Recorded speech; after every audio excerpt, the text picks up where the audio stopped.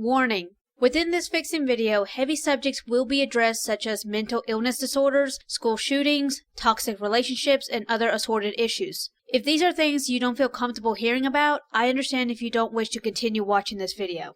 I first heard about Nubia when it was first announced and there was some negative reactions, but I was working on another project at the time so I didn't pay much attention and completely forgot about it. Sometime later, a review of the comic was recommended and when I watched it, oh boy. That first review had me wondering how similar this would be to the I Am Not Starfire fiasco. Head first, I dived into the rabbit hole and holy shit. With I Am Not Starfire, people didn't like it, but they had fun with it. And so did I when I did my fixing video on the comic. But with Nubia, it seemed that everyone had come to the same conclusion. It was offensive, biased, poorly written, and overall just bad to the point that some have stated that it could very well be harmful to its young audience. Normally, I would never consider touching a comic like this just because of the sensitive subject matter, but also because people might jump to the wrong conclusion because of who the writer is and the bold statement she's made with this comic. However, because this comic has been very heavily criticized, I feel safe to attempt to rewrite the story. With that said, there are some things I need to address beforehand. First of all, I'm not black, and I do feel that I need to be cautious when going about rewriting this comic, just like I did when rewriting Raya and the Last Dragon. And I think I did an okay job because I haven't gotten any negative comments saying that I disrespected the Southeast Asian community. Please don't take this as me claiming that I can write a better story about a black character than an actual black writer. If anything, I think this teaches us that it's easy to stereotype, even if you do come from that community, and that we need to always be aware, mindful, and knowledgeable about what we're writing. The second thing I want to address is the art. I will be honest, I don't like the style, and I didn't like the art style in I Am Not Starfire. I personally don't like a lot of the artistic styles that a lot of young adult graphic novels use, but it's understandable why it's used. It's simple, which probably makes it faster to draw, and if another artist is brought on, it should be easy to mimic, unlike Todd McFarlane or Sana Takada's art. I think the main complaint was the quality of the art and not so much the style. I did notice something interesting. In some of the panels, the characters are multicolored, but in others, they're just one color. I get that this is used to convey that it's either a flashback or the character is monologuing in their head, but on some of the pages, I don't understand the reasoning in changing the color scheme when it's still the same scene and there's no change in the subject. I don't like to speculate, but this does have me wondering if perhaps the artist was having issues meeting her deadlines. That could explain why some of the drawings are low quality, and if for whatever reason she needed to go back and redraw some of the panels, that could explain the sudden change in color schemes. The third thing I want to talk about is the subject within the comic. I don't know any other way of saying this, but the writer was preaching. That's the only thing that comes to mind when thinking about this comic.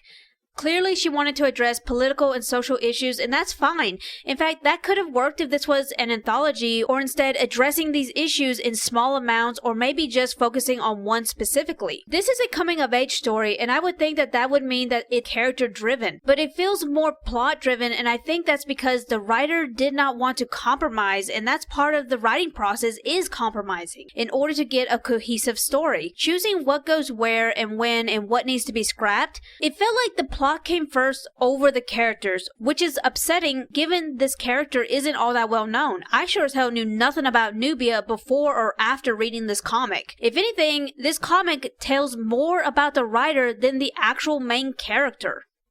The main conflict for the main character in the comic is racism, and that's fine, but how is Nubia overcoming it? What's the point of creating these conflicts if there's no proper resolution? Nubia is seen confronting racism in two different ways. She's either passive and does nothing, as seen with the cop and the clerk at the beginning of the comic, or she deals with it through violence. Something else I noticed is that she kind of gets more violent throughout the comic. I don't know if that was intentional, but that's what I noticed. We see these examples when she assaults a cop. However, I don't think that scene was motivated by racism. And let's not forget Waylon. Nubia punches him for his remark, but she did it after the conflict seemed to have been over because she walked away first and Waylon didn't say anything. There's all these not very good examples of racism, but how is Nubia overcoming it, specifically in a positive way? That's the thing about racism. It's an individual thing due to ignorance and lack of knowledge. Sometimes people change from those points of views, and other times sometimes you can't get them to move for anything. But that doesn't mean you shouldn't try to enlighten them at the very least. That's what Nubia could have done. She could have gone back and had a talk with the store clerk, or she could have confronted Waylon, possibly in private so there's no pressure to put up a front. And if the writer was confident enough, Nubia could have even had a conversation with a police officer that arrested her. Could have, would have, should have.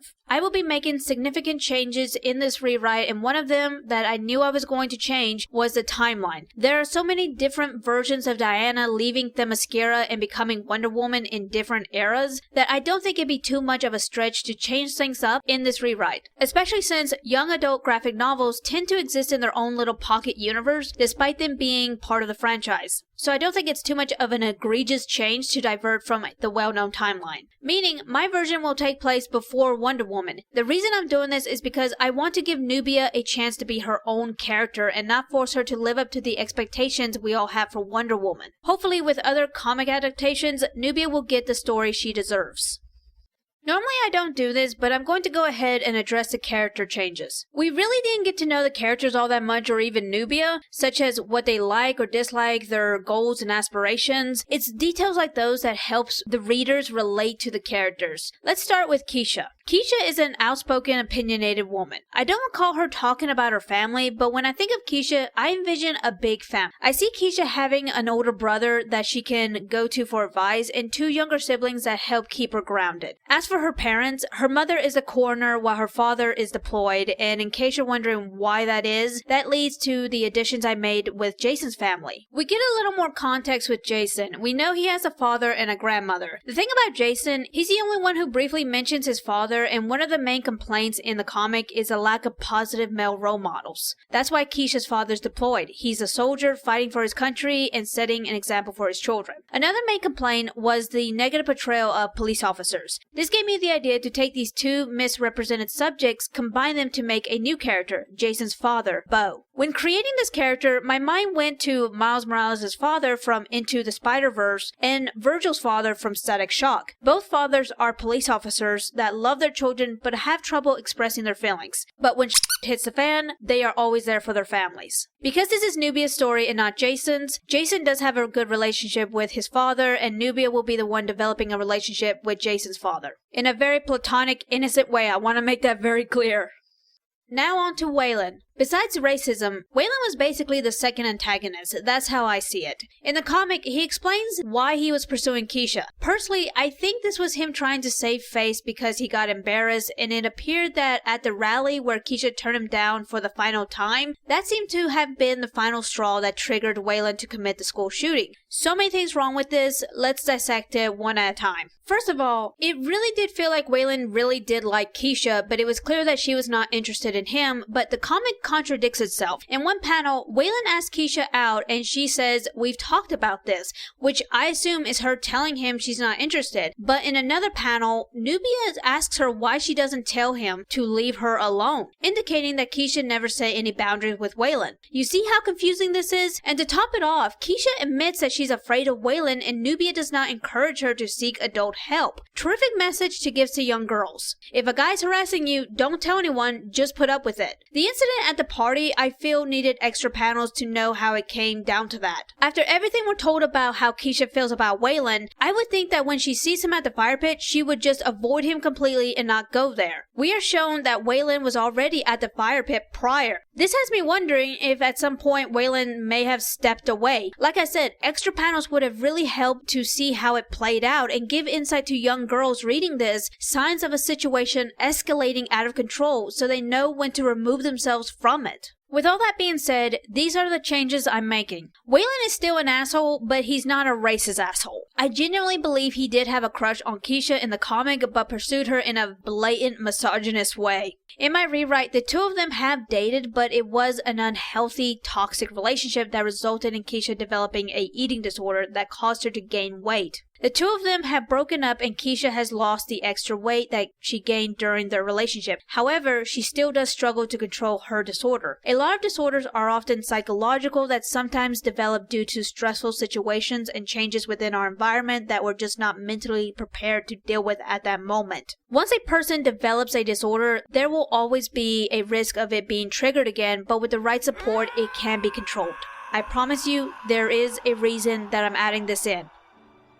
As for the main conflict, I do feel that school shootings is an issue that doesn't get enough attention until after it happens. In the comic, there was no build up to it, which depending on the story can be a good or bad thing. In this case, I don't think it was, because it happened not too long after the protest, and in my opinion, that should have been the main conflict. Not to mention, the protest was heavily mentioned throughout the entire comic, suggesting that to be the stage for the final showdown. Instead, it was all leading to the violent act of one person, not even with his group of friends, all to get revenge on a girl that rejected him, even though it appeared he had gotten his revenge when the police disbanded the protest that Keisha specifically organized. To better build the suspense for the school shooting in my rewrite, I'm going to bring in new characters that progress the conflict throughout the story. That's all the changes that I wanted to address before the rewrite. Man, that was a lot. Normally I don't talk this much beforehand, but like I previously said, this comic is a bit of a sensitive subject and the additions I'm putting in are just as sensitive. I will give a heads up when a sensitive issue is coming up, but if it's still too much, I completely understand if you need to stop. Before we start, I want to emphasize that I'm not a professional of any kind, so take what I say with a grain of salt. I think I've rambled on long enough, so let's go ahead and get into the rewrite. Enjoy.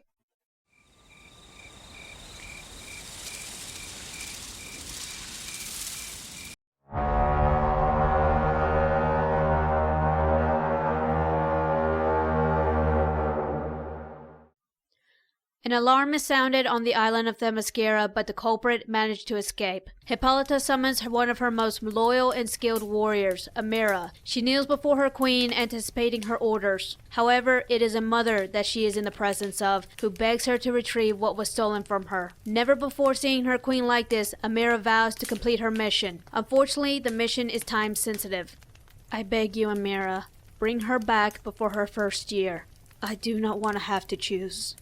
Amira sets off, tracking down every lead she could, refusing to leave any stone unturned. This, however, put unnecessary attention on herself. Obstacles arose, leaving her battered and injured. Despite this, she refuses to relent. With a couple more close calls and a few unavoidable battles, Amira follows a promising lead that brings her to a stronghold high up in the mountains. She carefully makes her way through the elaborate structure and finally finds Hippolyta's stolen daughter, Diana's twin sister, Nubia. Amira tries to take her, but the shield won't allow her any closer. If Amira manages to dismantle the shield, all those within will know she's there. Not to mention, this could very well summon the master of the stronghold, but that is a risk Amira has no choice but to take. She breaks through the shield and an alarm goes off. Amira scoops Nubia in her arms and makes haste. She does her best to avoid confrontation, but because of this, it doesn't take long for her to get outnumbered and cornered. Fighting her way through is not an option, neither is surrendering, leaving only one. Gripping Nubia tightly, Amira jumps out the window. She positions her body before landing, but due to the terrain, it causes a series of falls. Every time she hits the ground, it takes a little out of her. Finally, she manages to stop. Amira's body is exhausted. All she can do is tuck Nubia underneath so she stays warm. Luckily, their pursuers can't find them, giving Amira time to rest. Unfortunately, this causes her to lose track of time, increasing the need to return to Themyscira as quickly as possible. Finally, Amira crosses the threshold, announcing her return. She's greeted by the queen and a fellow warrior. When she attempts to bring the boat ashore, she's quickly met with hostility.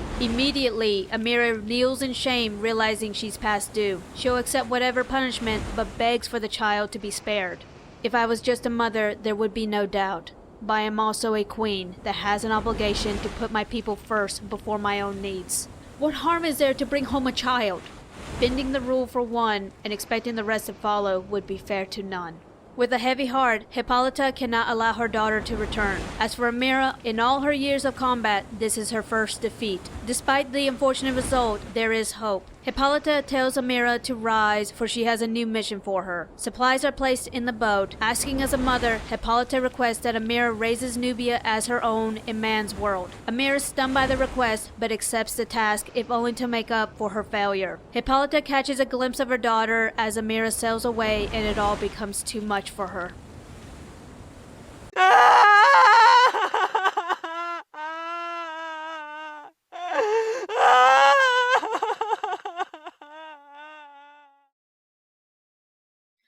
I know you're all thinking what the hell, so let me explain. First of all, there are different iterations as to why the Amazons live on Themyscira and rules that they live by. So I'm just going to take what works best for this rewrite, so bear with me guys. To my understanding, Hippolyta has remained Themyscira's one and only queen. I am aware in other versions she does die and others ascend the throne, but that's all after Wonder Woman makes her appearance. Also, I'm not too sure how the Amazons' immortality works and if it goes away if or when they leave the island, so for clarity's sake, let's say it does. From what I've seen, Hippolyta is a fairly decent queen that is loved by her people, and one of the few times that her authority is challenged was through Wonder Woman's origin story. My interpretation of this is that she is a genuine ruler that knows when to hold and when to fold. With all that in mind, if she was to allow Nubia to return, this could cause conflict amongst the other Amazons. For one, no society is perfect. People are going to break rules, big or small. When it comes time to punish them for it, it will most likely be seen unfair that they're being punished for breaking a small rule compared to Nubia, who unintentionally broke a big one. This could very well lead to the Amazons being resentful towards Nubia, maybe even Diana as well. Not to mention that Hippolyta's ruling could be put into question due to this as well. Because Hippolyta's been in charge for so long, it makes sense that she would have a foresight to predict something like this happening. That's what I'm basing her decision on. Even though she's doing this to spare Nubia from possibly being shunned by her fellow Amazons, Hippolyta is still a mother, and I think she deserves to have a moment to grieve, and that's what really motivated me to write this entire sequence.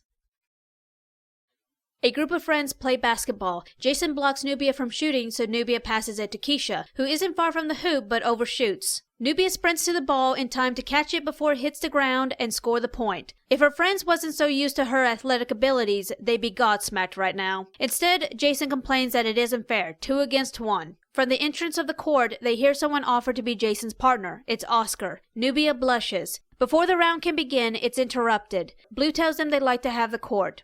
No way, we were here first. There's 5 of us and 4 of you. I think it's only fair that the group with the most use the court. Let's just go, there's no point arguing. The group of friends walk away defeated, but things only seem to get worse as a police car flags the group of friends down. It's Jason's father. You stalking us or something? This is my patrol route. If I wanted to stalk you, I'd do it while you were at school. Now be nice or you don't get these. Bo pulls out cold slushies and some snacks. As much as he wanted a slushie himself, he gave his to Oscar so he wouldn't feel left out. He asks for the score and Jason bitterly answers 2-0, as Nubia and Keisha smirk. Knowing who scored the points, Bo encourages Nubia to sign up for a sports team, but she sheepishly answers that her mother wants her to focus on her studies. Since she only has 1 year of school left after this one, Bo understands and returns to his patrol. The friends try to decide what to do next when Oscar spots Mateo's crew. Everyone silently watches as his crew makes their way to Blue's crew. Jason urges them to leave before anything happens. Keisha and Oscar agree, but Nubia intensely watches as there's a child's playground on the other side of the basketball court. The crews inches closer to each other, and Nubia unknowingly takes a step towards them. Her body instinctively readies itself, but it all dissipates when 2 police cruisers roll up, one of them being Bo. Nubia snaps out of her intense gaze and is startled by her friends. What? What the hell was that? You looked like a lion ready to pounce on a gazelle or something. It was actually pretty cool.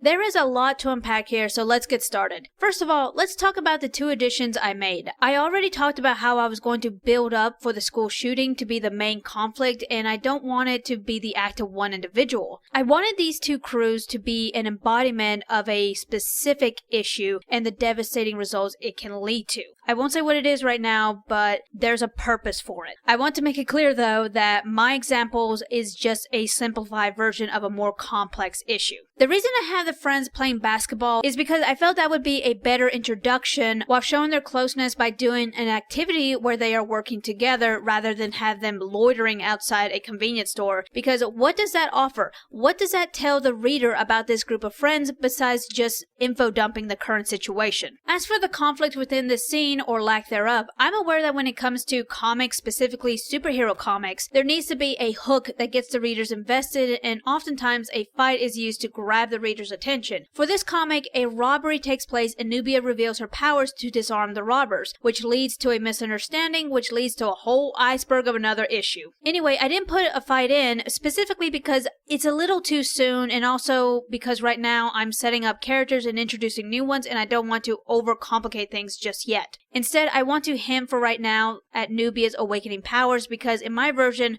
her powers have yet to awaken. It's not really so much her powers, but her dormant warrior instincts that are coming out in this scene. A lot of the reviews that I watched all kind of agree that Nubia comes off biased on who she helps. It also doesn't help that the writer only ever puts her friends in the center of the danger, specifically Keisha and Oscar. That's what prompted me to reconstruct the entire introduction. Now on to Bo. Like I said, Bo is going to be that positive male role model that many said was lacking in the comic. I want to show that he is a considerate man by showing him bringing the kids slushies and snacks, and even giving his to Oscar. Because he's a cop that possibly has seen the worst humanity has to offer, I think he would be a little controlling by always wanting to know where his son is and what he's doing. I want to make it clear it's out of love, and most parents do go through that realization that they need to let their child go. I think that's enough info dumping, so let's return back to your daily schedule program. Taking in the scenery, a car pulls up beside them. It's Oscar's cousin, Louis. He tells Oscar to get in, but Oscar hesitantly tells him he's good. But when Louis glares at him, Oscar apologizes to the others. Nubia wants to say something, but chooses not to. She watches as the car drives off. You'd never think that a guy like Oscar would hang out with a bastard like Louis. If only they weren't related. With it back down to 3, they decide to head to Jason's place to play some games. But Keisha gets a call telling her that she needs to pick up her younger siblings from the library. Something came up and her mom can't do it. Jason offers to give her a ride since they're not far from his house. Nubia opts to just go home, saying she wants to take a shower. The friends part ways, and when Nubia gets home, the aroma of moussaka greets her at the door. Danielle's surprised to see her so soon. Nubia doesn't want to tell her all that transpired. She doesn't want her to worry. Instead, she just reiterates the last part. As Nubia takes a shower, she intensely watches the water as it moves in slow motion. She hears every individual drop hit the floor. She's surprised that they don't all make the same sound. It puts her in a trance until her phone alerts her of a text. Nubia finishes her shower, but doesn't get time to respond as Danielle calls for her. Danielle setting the table and asks Nubia to fetch her mother from the garden. Barefooted, Nubia makes her way into the garden. Every time Nubia enters the garden, she always feels that she's being transported somewhere else. Danielle loves picking fresh vegetables, and Nubia too has spent plenty of hours in the garden. But truth is, they have very little to do with its growth. Her mother, Amira, is very particular with the garden and very much prefers to do it all herself. Dinner's ready. Wow, the garden just keeps getting bigger every year. Why won't you let the magazine do an article in your garden? I didn't make this garden for the approval of strangers. Danielle said you did it because you didn't trust the food at the grocery store. I still don't, but living so close to the city makes it hard to be self-reliant. By the way, what was the score? Oh, Keisha and I got 2 points, and Jason, 0. That's all? Well, we were interrupted, and it's ridiculous to fight over a court. Don't be afraid to stand your ground, Nubia. But isn't fighting wrong? There's a difference between holding your ground and throwing a punch. What if you throw the punch? What then? You stand your ground. The conversation ends. That night, Nubia is visited by a familiar dream. A dream that she holds dear and has not shared with anyone. It's always the same dream with the same mysterious woman. Lately, however, the dream has been ending on a more sour note, rather than the pleasant ones that she had when she was a child. It starts with pleasant humming, but always ends in tears.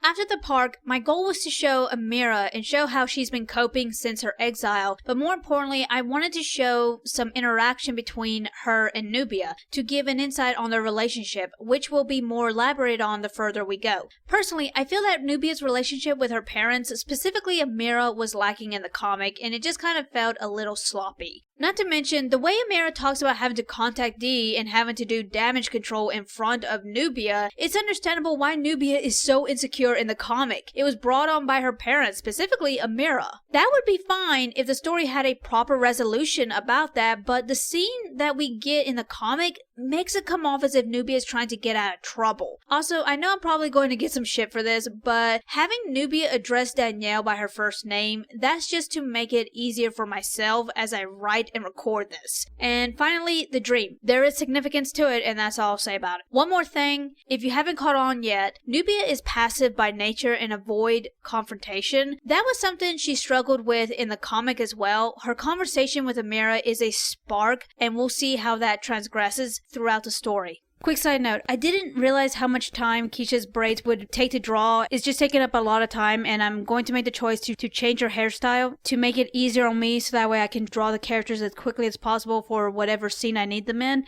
I hope you understand, I don't mean anything by it, it's just easier for me this way. Another change that I made to make things easier on myself is that the school that Nubia goes to has a uniform policy. Again, just to make it easier on myself, hope you understand. At school, all anyone can talk about is the party happening tonight. Nubia is nervous since she has yet to mention it to either one of her parents. She's not too worried about Danielle, but knows that she'll always side with Amira, and Amira very rarely says yes to anything. Both Keisha and Jason has met Nubia's parents and knows she's not exaggerating. Keisha glances at Jason's leftover fries. He tries to offer some to her, but before Keisha can respond, she gets a notification from an influencer she's following. It's an IRL stream of a protest happening in the city. God, I wish I was there right now. Why can't I be 18 already? Marching is so cool, and it's always for a cause. Until some selfish asshole ruins it for everyone. Jason tells examples that his father told him. Keisha still wants to protest, but Nubia ponders. The mood grows sour as another standoff occurs between the two crews, with Keisha's ex amongst them. They both know better than to start anything on school grounds, but that doesn't mean they won't try to bait each other. Thankfully, nothing happens. With the mood liveling back up, Keisha blurts out that she's figured out how Nubia can go to the party without telling her parents. Nubia can spend the night at her place, claiming it to be for studying. Nubia's not all that sold, since it'll be last minute, but Jason urges her to try anyway. How do you even know that your mom's gonna say yes to me coming over? My mom's working a double shift. The way she sees it, you're free babysitting. All she has to do is feed you. Damn, thanks for making me question our friendship. Oh hell, is that why your mom's always so cool when I come over last minute? Nubia sends a carefully worded text to Daniela with both Keisha and Jason's approval.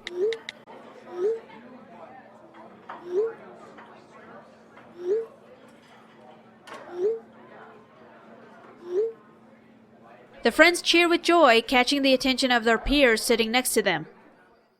With this rewrite, I want to try and keep everything that was in the comic, which includes the party, the protest, the school shooting, and even the cops, but address it all in moderation. With the protest, I knew I wanted to mention it, but not spend too much time on it, especially since I'm not too knowledgeable in that stuff, and that's kind of what led me to write it this way. On surface level, specifically to an adolescent, protesting looks cool, never mind the reason for the protest. I think it is important to show ignorance in your characters because it shows that they still have learning to do, and it's interesting to see how the characters perceive things after gaining some wisdom, which Jason already has because his father's a cop, and obviously Bo would want to prepare his son of the harsh realities of the world, meaning there are people that put themselves first over others. Another reason why Jason is essentially the voice of reason is because what the f did he contribute in the comic? As for Keisha, I'm trying to hint at her disorder without putting too much spotlight on her because this is Nubia's story. Jason gives them a ride to Keisha's house, but can't stay. He has practice and needs to pick up his gear from home. Nubia hasn't been here in a while as they find Keisha's older brother Josh in the kitchen. You know the dishes are supposed to go in the cupboards, right? Mom got Chinese and she wants us to eat off of plates instead of out of boxes. Is she gonna wash them? If she wanted to wash dishes, she wouldn't have had kids. Nubia and I can't stay too long after dinner. The party, right? Just make sure you're back before curfew. Remember, Mom's got that tracking app. Luna comes running in and grabs Nubia's leg. Nubia gently picks her up and plays hot and cold to her room. When Luna finally says fire, they reach her newly decorated room. Luna has moved from wanting to be a princess and now wants to be a warrior elf.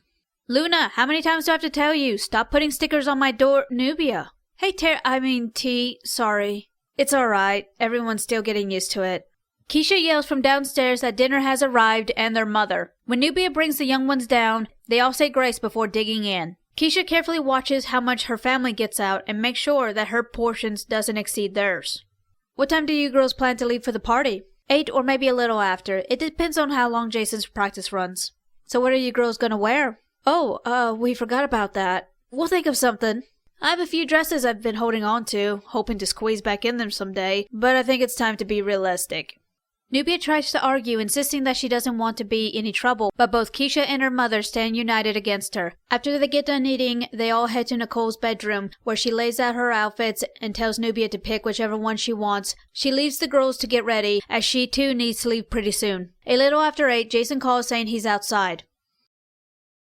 The reason for this scene is to give more insight into Keisha and give her more personality. She did have that in the comic, but it felt two-dimensional. Another reason I wrote this is because the comic preaches about certain social injustice on a specific community, but at no point do we get to see any part of that community. Not even at the protest, because it's all focused on Nubia and her friends. That's another thing. Nubia does not interact with anyone that isn't her friends or her family, and if she does, it's usually a negative interaction, which is odd. Here and throughout the rest of the rewrite, I do want Nubia to interact with others outside her established circle.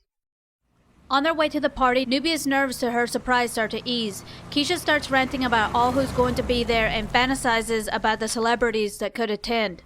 This isn't a movie. The party is being held by a senior from our public school. Their parents are rich, so who knows who they've been rubbing elbows with. Gross.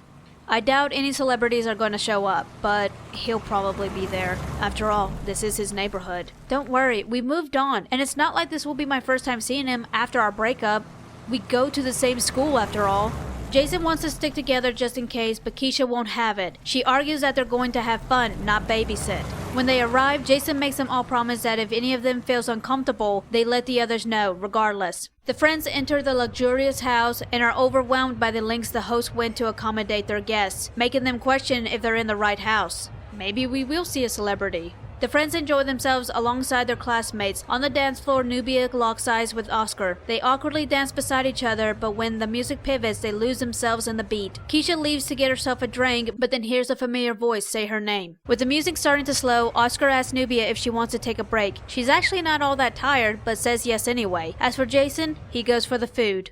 This quick scene was to set the stage for what's about to take place at the party. For Nubia, the party is where she and Oscar start to bond, but it's over her powers and their dislike of Waylon. However, I want to use this to do a little info dumping because it will be important later. I know I say that a lot, but I promise it will be.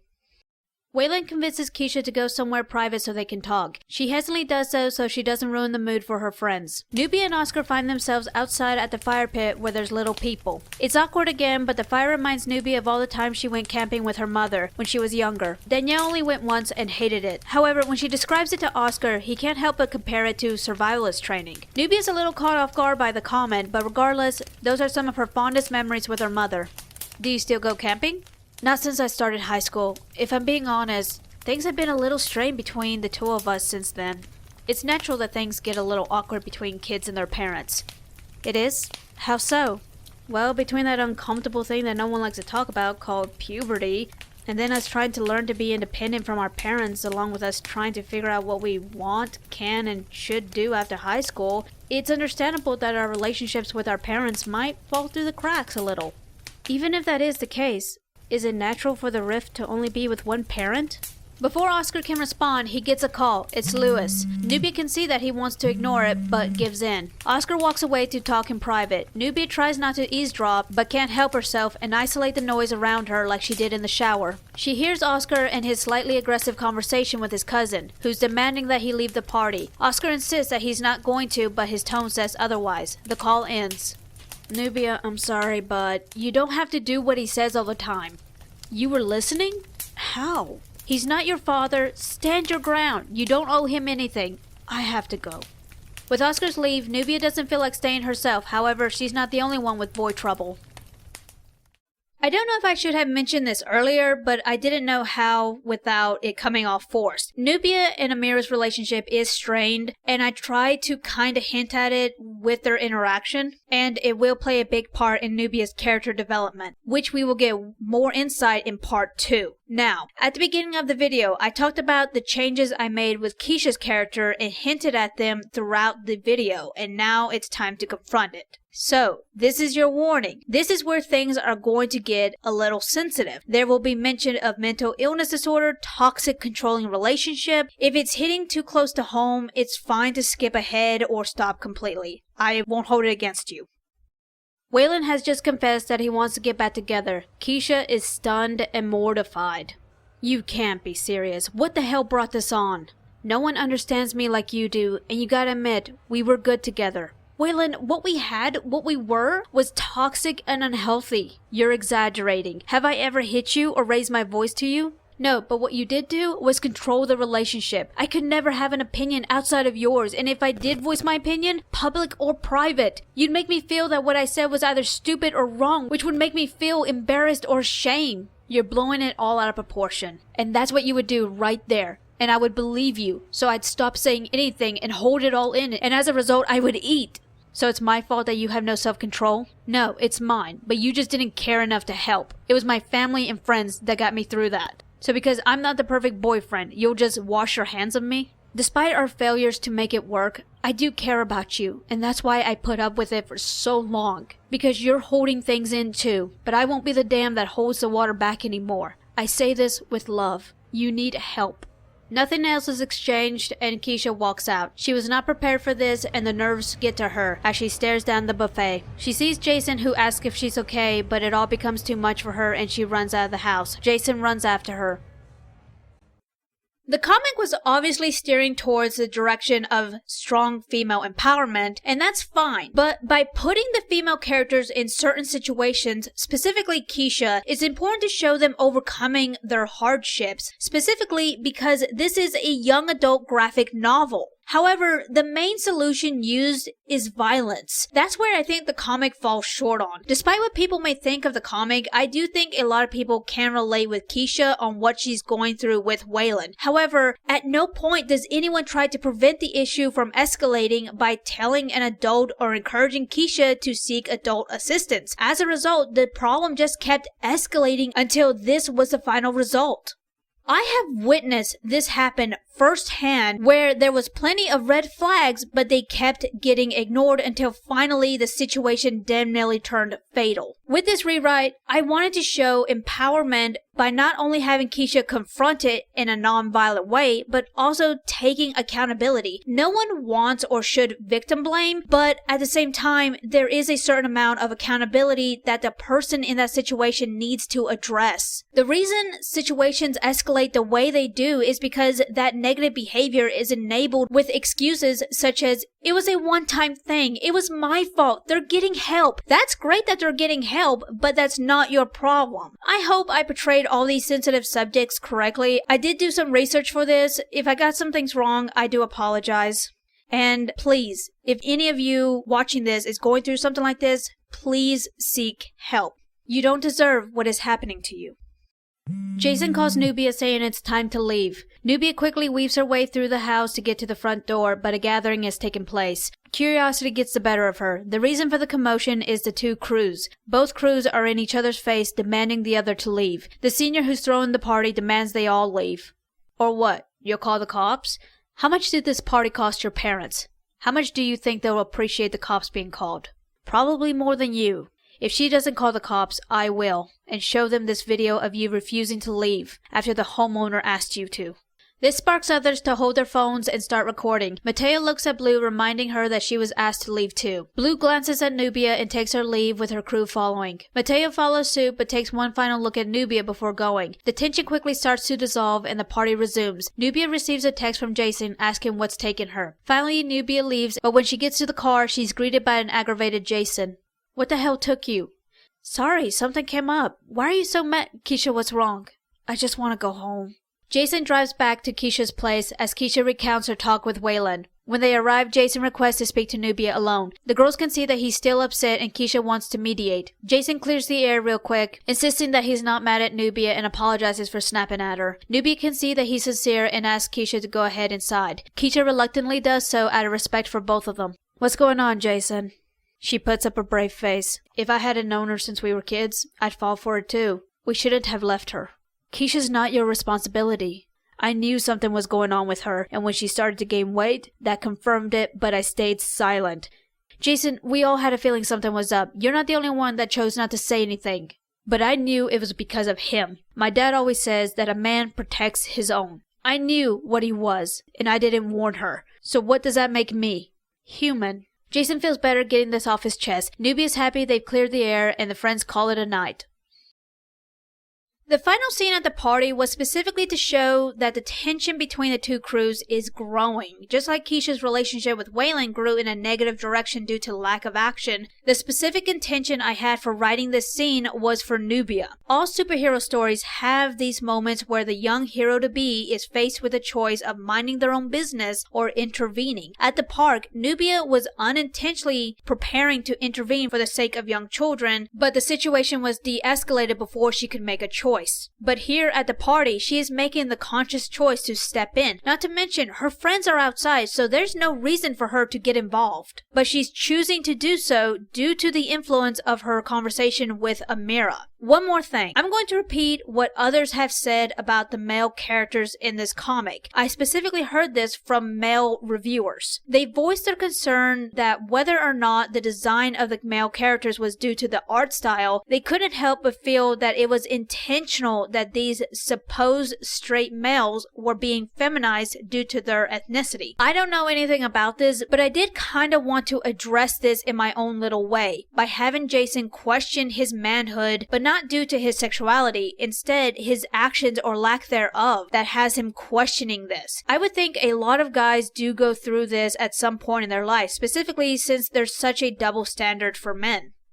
That's it. That's the end of part 1. Originally, I thought I could do this rewrite in one video, but as I'm typing the script, I just don't think that's possible without going over 30 minutes, and I learned my lesson from doing my Obi-Wan Kenobi videos. So I'm going to do this in parts. A lot of heavy topics were talked about and were not done. I hope I talked about these subjects in a way that you watching can take something away from. This is a very tricky rewrite with very sensitive subject matter. Whether you think Ella McKinney did a decent job or not addressing these subjects, I give her props for trying. I'm not saying my version is any better by any means. If you like the comic just the way it is, that's fine. In the end of the day, my opinion is just one in an ocean of opinions. I hope you like the rewrite so far. Please let me know what you think and like and subscribe.